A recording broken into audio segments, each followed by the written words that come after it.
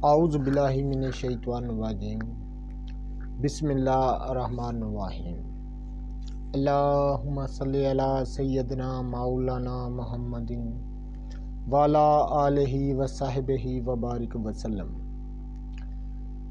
Programme حکمہ قدیم کا انسانی صحت پر فکر و فلسفہ کے ساتھ میں ہوں حکیم عامر شہزاد ڈسکا سے۔ ناظرین اکرام، میں اس پروگرام کے تحت آپ کی خدمت میں حکمہ قدیم کا مال جاتی رجحان، ان کے نصیحت و دنائی بر اقوال اور ان کا حفظان صحت کا جو اصول ہے اس پر جو اقوال ہیں میں آپ کی خدمت میں لے کر حاضر ہوتا ہوں اور ہوتا رہوں گا۔ بہت سے ان کے زندگیوں کے دلچسپ واقعات جو تاریخ میں سنہری حروف سے لکھے ہوئے ہیں وہ ہمارے لیے مشعل راہ ہیں۔ تو ناظرین کرام، میں ان کو بہت مقدم رکھتا ہوں کیونکہ ان سے پتہ چلتا ہے کہ وہ کس قدر علاج معالجہ میں ماہر تھے اور دعاؤں کو چھوڑ کر غذاؤں سے علاج کرنے میں کتنے ماہر تھے، یہ ان واقعات سے پتہ چلتا ہے۔ تو ناظرین کرام، میں پچھلی کئی نشستوں میں مختلف اتباع نامدار کے واقعات آپ کی خدمت میں عرض کر چکا ہوں اور حکیم ابو بکر محمد بن زکریہ رازی کا بھی میں آپ سے ذکر کر چکا ہوں۔ اس نشست میں بھی میں حکیم ابو بکر محمد بن زکریہ کا ایک واقعہ آپ کی خدمت میں عرض کرنے جا رہا ہوں۔ انتہائی دلچسپ واقعہ ہے۔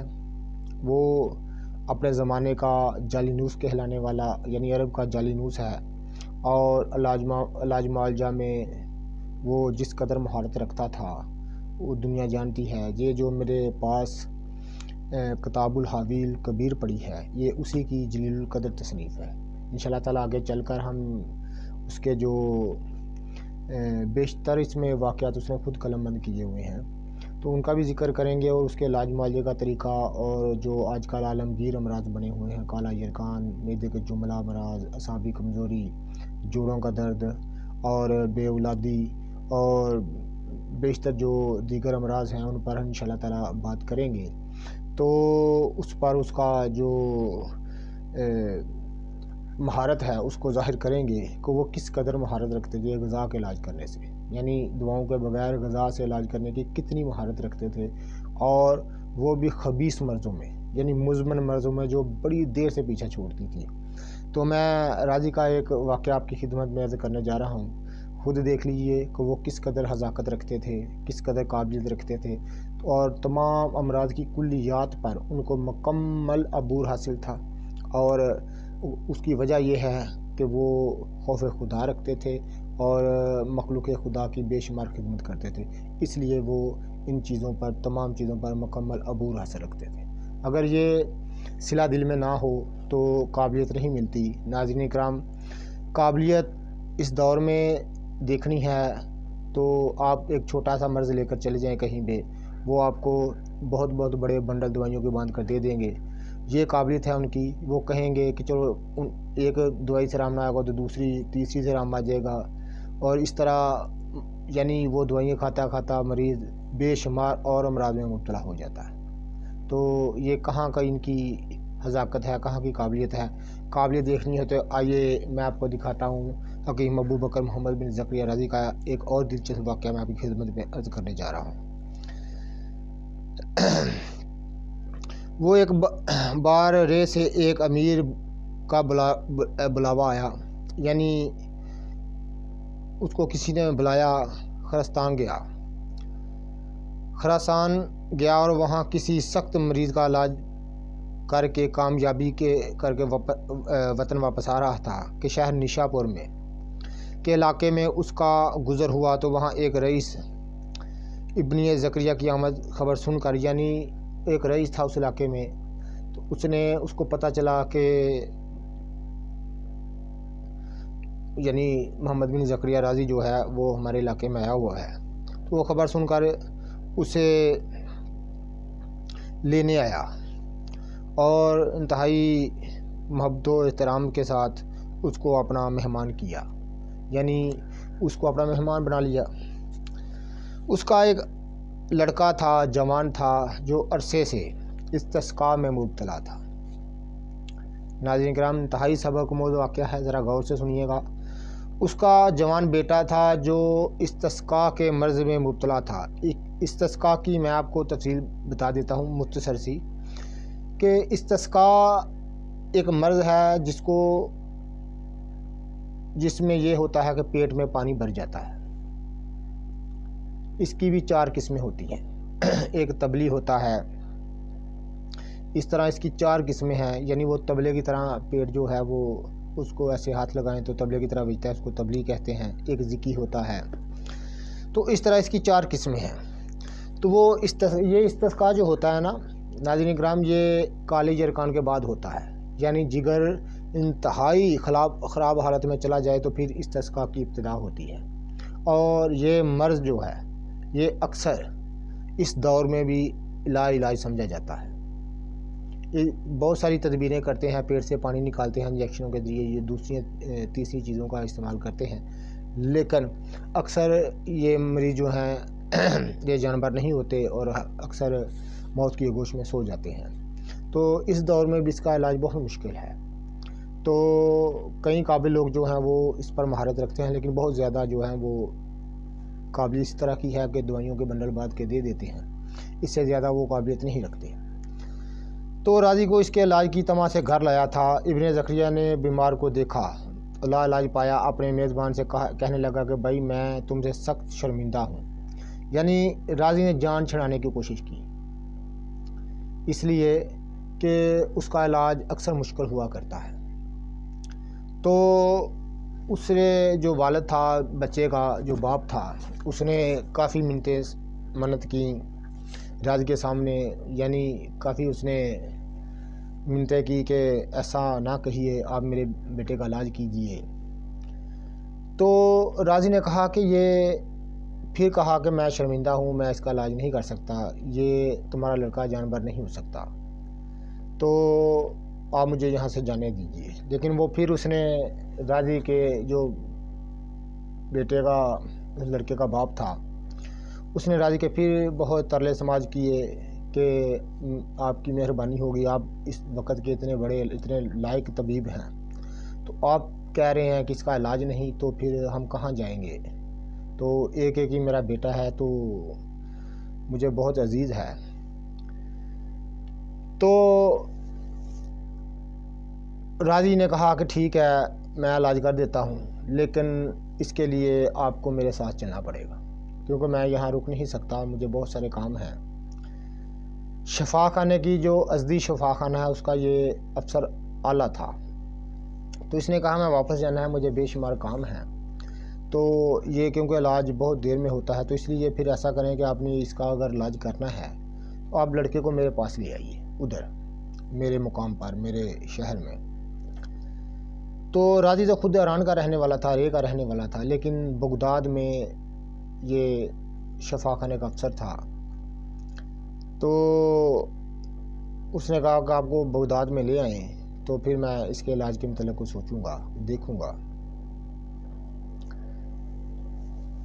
انہوں نے کیا کیا کہ اس لڑکے کو، جو راضی کا چھوٹا سا قافلہ تھا، یعنی راضی اکیلا تو سفر نہیں کرتا تھا، راضی کا چھوٹا سا قافلہ تھا، اس کو لڑکے کو رخت سفر باندھ کر دے دیا۔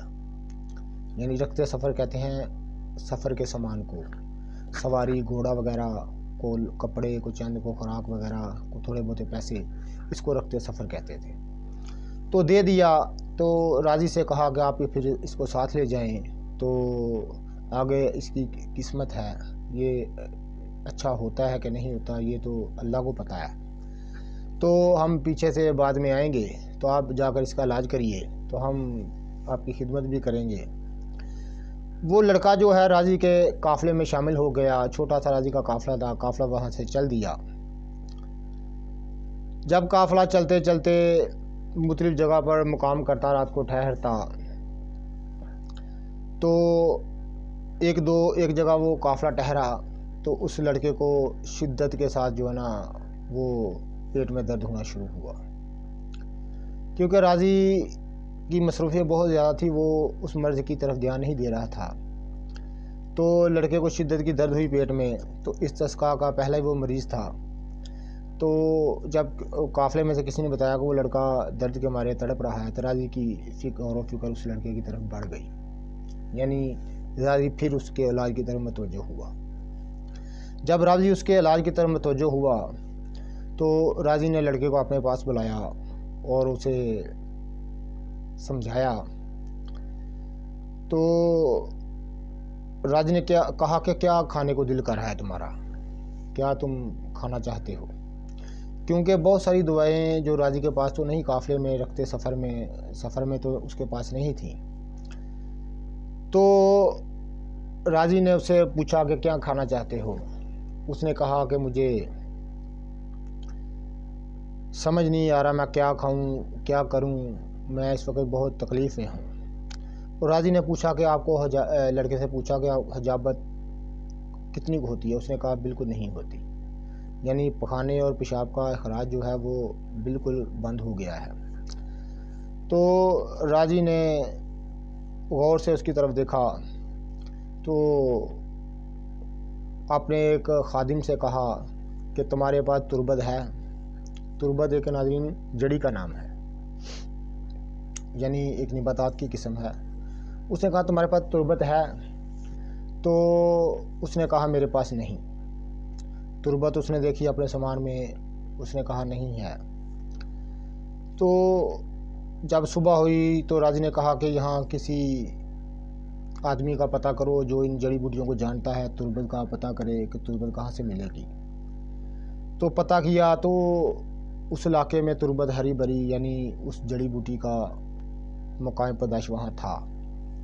تو کسی نے بتایا کہ تربت کے پودے جو ہیں بیشتر ہیں یہاں پر۔ تو راضی نا اس لڑکے کو اپنے ساتھ وہاں لے گیا۔